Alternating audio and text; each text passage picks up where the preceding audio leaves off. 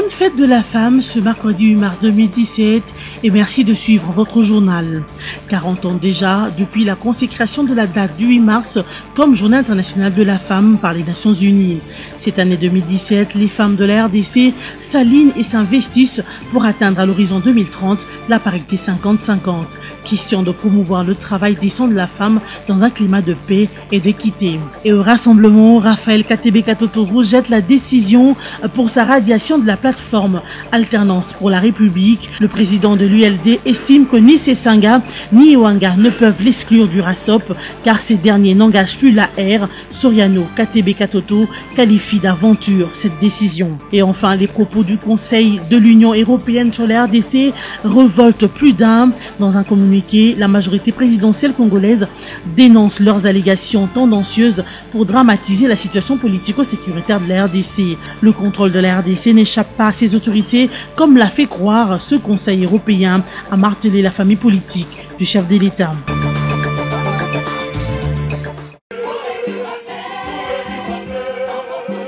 RD Congo 50-50 à l'horizon 2030, investir dans le travail décent et le plein emploi pour les femmes dans un climat de paix et d'équité. Voilà le thème national pour la 40e célébration de la Journée internationale de la femme ce 8 mars 2017. À cette occasion, les femmes se sont retrouvées pour célébrer cette journée au Char Club de Kinshasa. Différentes allocutions ont été prononcées pour booster la femme dans son travail afin d'atteindre son émergence. L'exécutif provincial, par sa ministre du genre, Thérèse Olinga, estime que ce thème cadre avec la femme quinoise qui veut la paix, la tranquillité et la liberté pour son épanouissement. À son tour, l'ONU Femmes a plaidé pour que les filles comme les garçons aient droit à une éducation gratuite au cycle primaire afin de bâtir un avenir meilleur, mais aussi pour permettre aux filles d'avoir plusieurs possibilités d'emploi bien rémunérées. Pour la présidente de la jeunesse panafricaine Francine Mouyumba, la question du développement de la femme en RDC, en Afrique même dans le monde, dépend de l'intégration de la femme elle-même comme moteur de changement. Elle demande aux femmes de s'imposer pour aussi un changement de mentalité. Cependant, le chef de la MONUSCO, Maman Tidikou, a déploré les conditions précaires des femmes tout en dénonçant les inégalités dont elles sont victimes. Pour lui, d'ici à 2030, tout doit être mis en place pour une éducation gratuite, les soins de santé de qualité, mais aussi et surtout passer de l'ambition à l'action, car la femme est de plus en plus au cœur du développement. La ministre du Genre, Enfants et Familles, Louise Mwangué, a appelé les femmes à la prise de conscience de la lutte qu'elles mènent depuis. La RDC a besoin des femmes compétitives et qui émergent. Nous disons que c'est un processus qui doit en principe commencer à partir de maintenant. Il nous reste 13 ans et la RDC est assez avancée puisque nous avons un arsenal juridique très riche. Ce qui nous reste, c'est l'applicabilité et la sensibilisation. Nous allons faire des stratégies pour qu'on puisse sensibiliser la femme, la stimuler pour qu'ensemble, qu'elle comprenne ce qu'elle est en train de suivre, pour qu'après nous puissions évaluer, même si on doit arriver à 50-50, mais je crois qu'avec la majorité de la population constituée de femmes, on peut atteindre même au-delà de 50%. Une touche particulière dans cette célébration du 8 mars 2017, les femmes ont été édifiées par une servante de Dieu, Germaine Ilunga Sakombi. Dans son exhortation, elle a apporté un message d'encouragement à la femme bénie de Dieu depuis la création pour veiller sur sa famille. Chacune devra évoluer dans son domaine avec droiture, suivant les 4 dimensions à l'exemple de Déborah dans la Bible. La femme est épouse, mère, prophétesse, mais aussi productive.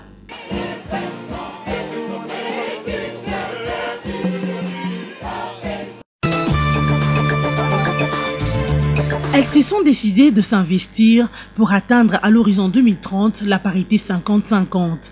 Les femmes congolaises représentées au Char Club de Kinshasa à l'occasion de la célébration de la Journée internationale de la femme ce 8 mars 2017 ont pratiquement toutes décidé de se battre et non attendre sur un plateau d'or ce que vont leur présenter les hommes.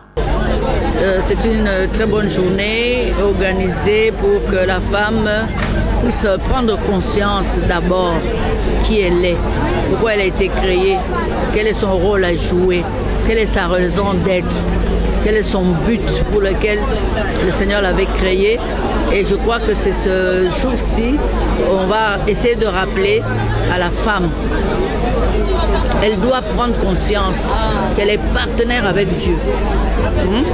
Dieu a donné la vie à Adam et Ève. Et elle avait un rôle capital à jouer, c'est de continuer la procréation avec l'homme. Et quand Dieu a donné la vie, il a préservé sa vie. Elle aussi, elle a une qualité de Dieu, donner la vie, la préserver, l'éduquer, la garder et la donner comme produit fini à la société. Je pense que la femme congolaise doit comprendre une chose. Les hommes ne nous feront pas des cadeaux. Il faudra que la femme puisse s'impliquer. Il faut qu'elle puisse se battre, affirmer ses compétences. On suppose qu'il y a beaucoup de femmes qui sont compétentes. Et où sont toutes ces femmes-là? Elles sont restées enfermées, peut-être parce qu'elles ont peur ou bien de par nos coutumes et nos mœurs. Mais je lance un appel auprès de toutes les femmes leaders d'aller vers la base, de mobiliser, de sensibiliser les femmes pour qu'elles puissent se réveiller, pour qu'elles puissent s'approprier de l'article 14 de notre Constitution, qu'elles puissent s'affirmer dans l'expertise qu'elles ont dans tel ou tel domaine. J'espère bien que nous allons y arriver et que c'est un processus. Si vous voyez de là où nous venons, là où nous sommes aujourd'hui, je pense que les femmes de la RDC ont franchi un grand pas. Aujourd'hui, comme vous êtes en train de balayer les images, on trouve des femmes généraux, on trouve des femmes professeurs, on trouve des femmes docteurs, on trouve les femmes qui se démarquent dans plusieurs domaines. Donc je suis confiante qu'à l'horizon 2030, que nous pouvons y arriver. Nous avons un chef de l'État qui a prôné la parité depuis la Constitution actuelle, qui a promulgué des lois sur la parité. Et nous pensons qu'intégrer davantage les femmes dans les prismes des décisions, mais surtout dans le monde de l'emploi, c'est booster le développement de la RDC.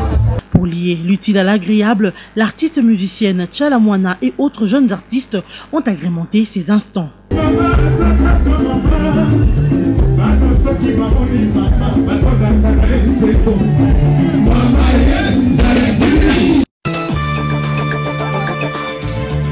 Le monde entier célèbre le 8 mars de chaque année la Journée internationale de la femme. Cette journée a été officialisée par les Nations Unies en 1977.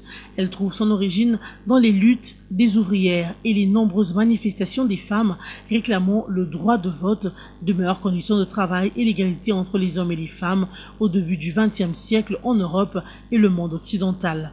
Cette commémoration reste aujourd'hui une brûlante actualité qui occasionne des manifestations à travers le monde entier. Une opportunité pour la gente féminine de faire un bilan sur la situation de la femme, notamment fêter les victoires et les acquis, faire entendre leurs réclamations afin d'arriver à réformer la situation des femmes. Chaque année, la structure de l'ONU définit un thème pour cette journée. Pour l'année 2017, le thème choisi par l'ONU Femmes est les femmes dans un monde de travail en évolution. Et pour la RDC, le thème national retenu en ce jour est 50-50 à l'horizon 2030, investir dans le travail décent et le plein emploi pour les femmes dans un climat de paix et d'équité. Notez que ce thème va de pair avec la situation économique dite précaire dont fait l'objet la plupart des femmes dans les pays à faible revenu. En outre, ce thème vient pour tirer du sommeil et stimuler les femmes afin d'atteindre l'objectif fixé pour cette année 2017. En outre, ce thème vient pour tirer du sommeil et stimuler les femmes afin d'atteindre l'objectif fixé pour cette année qui est d'avoir une planète 50-50 pour améliorer les conditions de travail de la femme. En marge de la Journée internationale de la femme, l'ONU Femmes, entité des Nations Unies pour l'égalité des sexes et l'autonomisation des femmes, a exhorté toutes les parties prenantes dans les politiques à franchir le pas vers l'égalité entre les sexes pour une planète 50-50 à l'horizon 2030. Ainsi, conformément à l'objectif du développement durable, tout doit être mis en œuvre pour que toutes les filles et tous les garçons soient sur un même pied d'égalité. Ce dans un cycle complet d'enseignement primaire et secondaire gratuit et de qualité. Par ailleurs, la mission onusienne a fait savoir que, face à l'ampleur alarmante de la crise qui sévit au Kasaï, Kasaï central et Kasaï oriental, le Fonds central de réponse d'urgence des Nations Unies a alloué la semaine dernière une enveloppe de 5 millions de dollars américains pour couvrir les besoins de plus de 108 000 personnes affectées par la crise. Cette première allocation permettra entre autres de soutenir la sécurité alimentaire de plus de 25 000 personnes dans les territoires de Dibaya, Kabeya-Kamwanga et Chikapa. KTB Katoto rejette sa radiation de l'alternance pour la République AR et taxe de corrompus les dirigeants de cette plateforme électorale qui soutiennent la candidature de son frère Moïse Katumbi à la prochaine présidentielle. Raphaël KTB pense que la décision de Sesanga est aveuglée par l'odeur de dollars. Dans une interview accordée au site d'information actualité.cd le mardi 7 mars, Raphaël Soriano KTB a expliqué que Deli Sesanga ne peut prendre aucune décision au niveau de l'AR et d'ajouter qu'il en a déjà été exclu depuis la semaine dernière, en même temps que Bertrand Ewanga. Pour ce, ni Sesanga ni Ewanga ne peuvent décider au nom de l'AR. Et s'ils décident, cela ne relève que de l'aventure et de l'escroquerie aveuglée par l'odeur de dollars, a-t-il martelé. D'où il ne prend pas en compte cette décision et n'y prête aucune attention. Quant à sa déchéance du Conseil des sages du rassemblement, KTB Katoto a fait savoir qu'il n'y a personne qui peut le déchoir du rassemblement car il est le sage signataire de l'acte portant naissance du rassemblement à Genval. Par ailleurs, le chef du rassemblement Félix Tshisekedi, à qui Deli Sesanga a remis dans la soirée de mardi la décision radiant KTB Katoto de l'AR, a avalisé la sanction. Il a pris acte de la décision d'exclure le parti ULD et son président Raphaël KTB Katoto de l'alternance pour la République et par ricochet du rassemblement. La plateforme va ainsi évoluer sans eux, a-t-il expliqué. L'abbé de l'ancien Cholet, secrétaire général de la SANCO, a cependant fait savoir que s'il y a éclatement du rassemblement, c'est tout l'accord qui sera mis en cause. Il appelle donc les politiciens à prendre au sérieux l'impatience du peuple congolais. Nous ne sommes pas membres du rassemblement. Qu'on nomme Pierre Lumbi comme président du Conseil des sages du rassemblement, cela ne nous concerne pas. Seulement nous sommes surpris par la désignation de ce dernier à ce poste qui le portera à la tête du Conseil national du suivi de l'accord, a dit Fidel Babala, secrétaire général du MLC à Top Congo FM. Le secrétaire général du MLC dit ainsi refuser de voir le président du Conseil des sages, désigné par l'aile Félix Tshisekedi du Rassemblement, devenir le président du Conseil national de suivi de l'accord. Selon Fidel Babala, Pierre Lumbi a toujours fait partie du cercle restreint du Conseil de stratégie du pouvoir en place, où il a été conseiller spécial du président de la République, et aujourd'hui, il ne peut pas diriger le Conseil national de suivi de l'accord. Il n'a pas la légitimité de devenir un chantre de l'opposition, a dit le numéro 2 du MLC. En revanche, Christophe Lutundula, vice-président du G7, s'insurge contre les propos de Fidel Babala, qui n'approuve pas la désignation de Pierre Lumbi comme président du Conseil des sages du Rassemblement. Christophe Lutundula considère ces propos comme étant des attaques personnelles et signes de faiblesse. Il a ainsi considéré que Fidel Babala a peur de Pierre Lumbi à la tête du Rassemblement. Les partenaires étrangers de la RDC veulent dramatiser la situation politique sécuritaire du pays. C'est la réaction de la majorité présidentielle au propos du Conseil européen en ce qui concerne la situation de l'heure en République démocratique du Congo. Dans une déclaration faite mardi 7 mars à Kinshasa, la famille politique du chef de l'État a dénoncé les récentes résolutions du Conseil de l'Union européenne sur la situation politique et sécuritaire de la RDC, qui a présenté la RDC comme un pays dont les contrôles échappent à ses autorités. Dans un communiqué signé par André Alain Tundu Liongo, porte-parole de la majorité présidentielle, le bureau politique de cette plateforme présidentielle a dénoncé les allégations tendancieuses et les insinuations malveillantes faites dans le but de présenter la situation actuelle du pays comme échappant à l'autorité de l'État et du président de la République, garant du bon fonctionnement des institutions. Au sujet des violations des droits de l'homme, l'AMP rappelle que les enquêtes sont en cours pour établir les responsabilités des différentes personnes impliquées. La majorité présidentielle a par ailleurs réitéré sa position quant à la nomination du nouveau président du Conseil national de suivi de l'accord, CNSA. D'après elle, cette désignation devrait faire l'objet d'un nouveau consensus entre les différentes parties prenantes aux discussions à la CENCO. Place à présent au rappel de titres. 40 ans déjà, depuis la consécration de la date du 8 mars comme Journée internationale de la femme par les Nations Unies. Cette année 2017, les femmes de la RDC s'alignent et s'investissent pour atteindre à l'horizon 2030 la parité 50-50. Question de promouvoir le travail décent de la femme dans un climat de paix et d'équité. Et au rassemblement, Raphaël Katebe-Katoto rejette la décision pour sa radiation de la plateforme Alternance pour la République. Le président de l'ULD estime que ni Sesanga ni Iwanga ne peuvent l'exclure du RASOP car ces derniers n'engagent plus l'AR. Soriano Katebe-Katoto qualifie d'aventure cette décision. Et enfin, les propos du Conseil de l'Union européenne sur la RDC revoltent plus d'un. Dans un communiqué, la majorité présidentielle congolaise dénonce leurs allégations tendancieuses pour dramatiser la situation politico-sécuritaire de la RDC. Le contrôle de la RDC n'échappe pas à ses autorités, comme l'a fait croire ce Conseil européen, a martelé la famille politique du chef de l'État. Ce journal est terminé et que toutes les femmes s'unissent pour la parité 50-50. Bonsoir chez vous.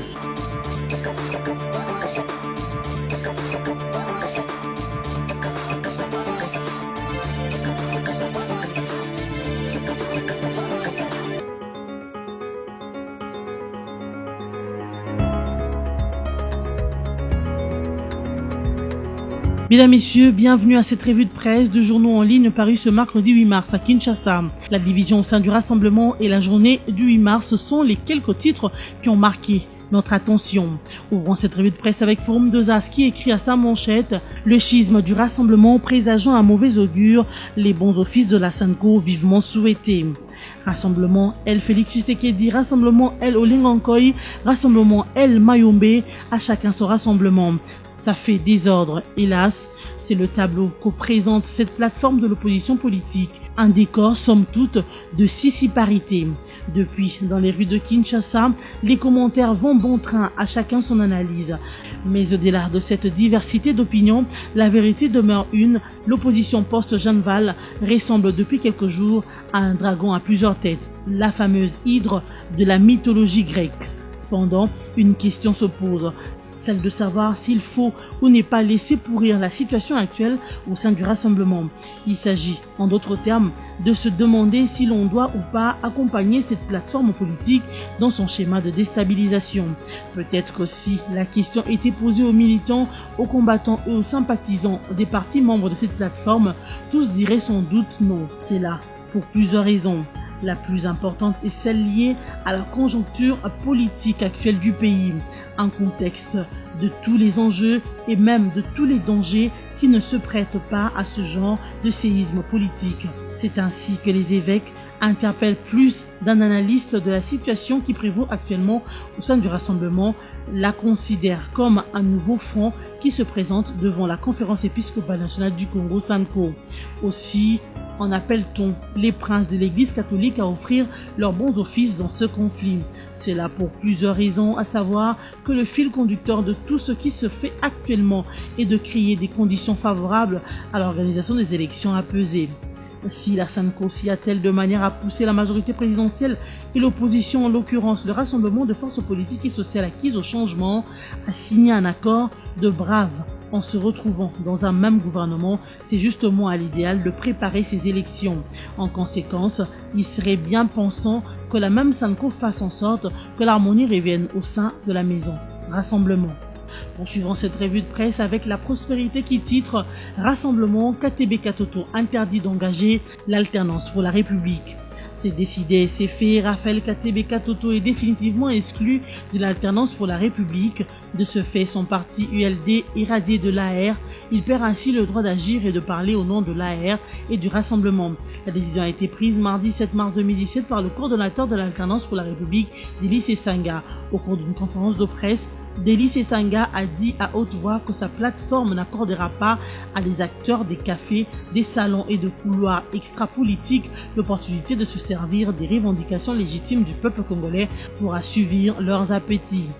À travers ces mesures fortes, le coordonnateur de l'AR, qui a agi sur la proposition de la commission de discipline, a voulu faire passer un message, lequel alternance pour la République ne sera pas le point de départ pour fragiliser la lutte du peuple congolais en faveur de la démocratie, l'état de droit et l'alternance au pouvoir.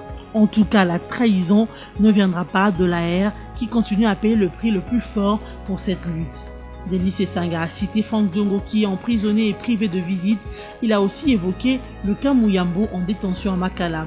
Il a aussi levé toute équivoque au sujet de la position de la plateforme sur les structures nouvellement mises en place.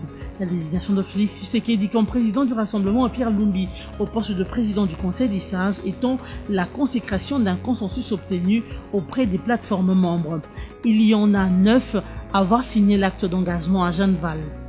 Pour Délice Esanga, donc, le rassemblement n'a ni père fondateur, ni géniteur, autre que l'initiateur de leur conférence de Jeanneval en la personne de Etienne Tshisekedi. Cholet, c'est comme si les politiciens ne prennent pas au sérieux l'impatience du peuple, écrit le site d'information actualité.cd. 2 mois après la signature de l'accord politique du 31 décembre, la SANCO s'inquiète du retard pris dans sa mise en œuvre. C'est le secrétaire général de la SANCO qui l'a dit dans une interview accordée à actualité.cd ce mercredi 8 mars. Donatien Cholet invite toutes les parties engagées dans les discussions à la responsabilité et rejette toute responsabilité de l'échec de la SANCO dans le retard pris pour la mise en œuvre de l'accord. Les principaux responsables du blocage, a-t-il fait savoir, sont les politiciens. Il suffit qu'ils débloquent la situation pour aller de l'avant. Il a aussi ajouté que la médiation ne pourrait reprendre que quand les choses seront claires au niveau du rassemblement. Le secrétaire général de la SANCO a enfin rappelé encore le dernier message lancé par les évêques, non au blocage, et il faut que la population soit vigilante parce que c'est elle qui est au centre de tout. Bouclons cette revue de presse avec le site de Radio Okapi qui écrit RDC, la journée de droit des femmes placée sous le signe du travail décembre. La journée du 8 mars, consacrée à la défense des droits de la femme, a été placée sous le signe du travail décent RDC. Le plaidoyer se fait à travers le thème RDC 50-50 à l'horizon 2030, investir dans le travail décent et le plein emploi dans un climat de paix et d'équité. Marie-Louise Mouangué, ministre du Genre, Famille et Enfants, indique que ce thème national s'inspire de celui exploité au niveau international. Selon elle, son ministère va aussi organiser des activités comme des dîners de gala pour prévenir et lutter contre le cancer de l'utérus et du sein qui entrave le plein épanouissement des femmes au travail. C'est la fin de cette revue de presse. Merci de l'avoir suivi. Restez branchés sur le programme de BSI TV.